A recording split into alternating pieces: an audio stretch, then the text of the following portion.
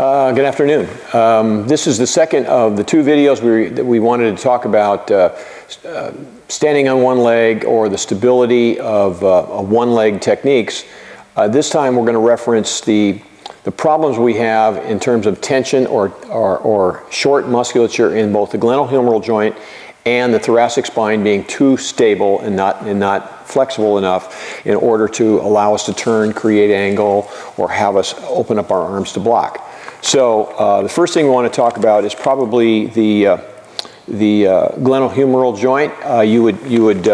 You'd kind of run a quick little assessment with your athlete.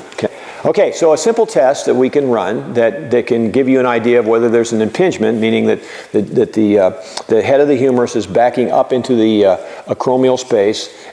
You can just run what we call a modified Hawkins test, where you take the arm out at 90 degrees and you just check the internal and external rotation, making sure that it's turning pretty freely and that you get more rotation than just vertical. You can run it at an angle here, right?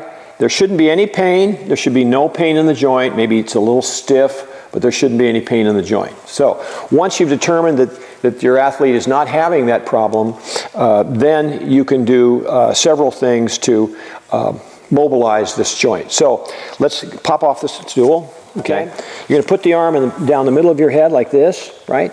This will be here. Her feet are going to be in the fetal position, and she's going to inhale down, keeping the chin and the elbow together as she exhales up and then down.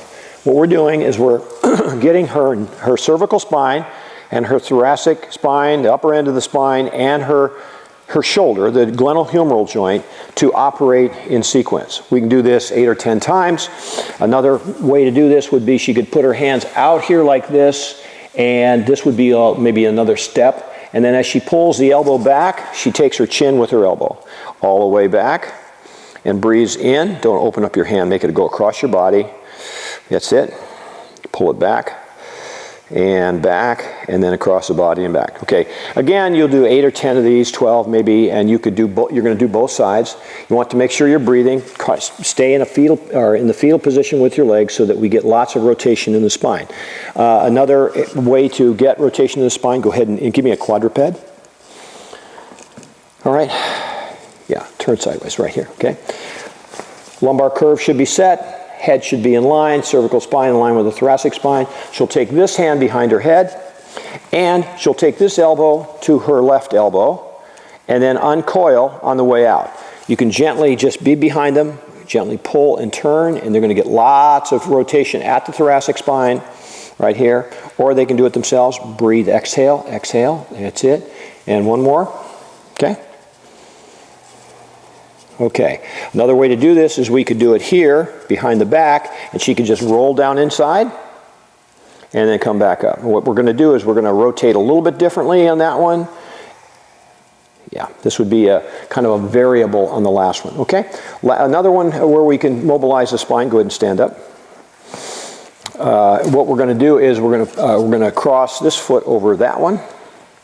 Hands out in front. Okay, no, palms down. Rotate your arms to me.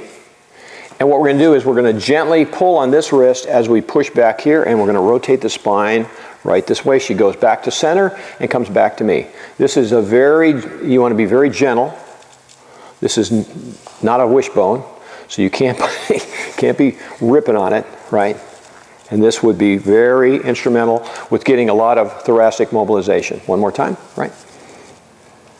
Okay. Now, the shoulder joint itself, we want to isolate the shoulder joint. Let's get back down on the floor. And you're going to be, feet out this way on your left side. Okay? So, she'll be on her left side, right? Essentially on her left side. We're going to actually take this leg straight and this one over the top like that. Okay? This hand is going to be straight in the air, right? And bend the wrist, pushing this up. This thumb down. She'll come into the waist, up and rotate back out over her head here, and she can pushing straight up, oh yeah, and rotate in and then rotate back.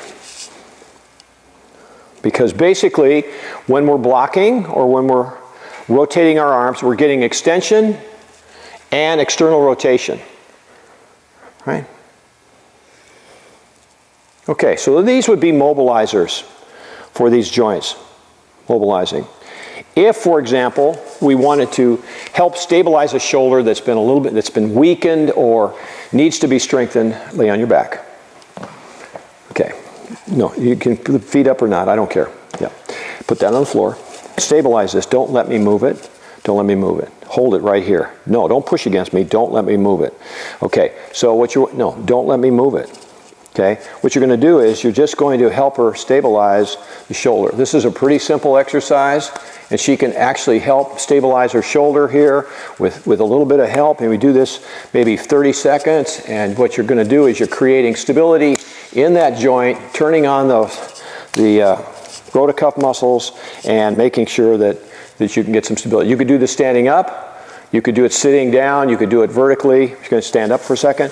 We can do it another way, where hold your arm straight out and don't move it. Don't move it. Don't move it. Don't move it. Hold it still. Come on. Yeah, just hold it out there. Don't move it. And what it's doing is it's creating stability in the shoulder. This is really, really strength training at a very subtle level. So the rotacuff muscles, which are on the side of your scapula and on the top here, over the top of the scapula, are tiny little muscles that help stabilize the head of the humerus so that you don't get any of that impingement pain that we talked about when you're blocking. Okay? Now, the reason we want to do all this is, one, unless she rotates, can you step forward and give me a punch and get a lot of rotation? Yeah. Yeah. So we want to be able to have a lot of rotation here, right here. And if I want to extend her like this, there is no extension without that thoracic rotation. You can turn here, but it's not going to really help, and it's going to take you into a posture that's not very conducive to nice, offside is even worse. So because you got to rotate the other way. Okay. Now, another one is, for example, give me a block. No, stay in that position and give me an outside, right there. So right here, this is external rotation and extension, the same thing we just did on the floor. And then she can block, right? Now, blocking overhead, right? Go ahead. That is extension and external rotation. So, stand up a little bit, would you? So, if we were going to use the references of Kungan and Taebaek and Jite, for example, as we did in the previous video, her being stuck or trapped a little more at the shoulder is going to stop this from turning. Okay, so come up on one leg, right? Yeah. Right? This is going to, if this doesn't move freely, her body has to compensate and she goes out of whack, even though she may have good strength in the abdominal wall or stability at the floor, because the glenohumeral joint is loaded, right? And it's not loose, it's not mobile. It can't make this happen easily. So this is a subtle way to look at some of those people that are some of your athletes that are struggling, standing on one leg, and as soon as they go to block, they're all askew. You check and see if there's enough mobility in those joints that you're trying to move to make sure that we're not adjusting the entire body posture.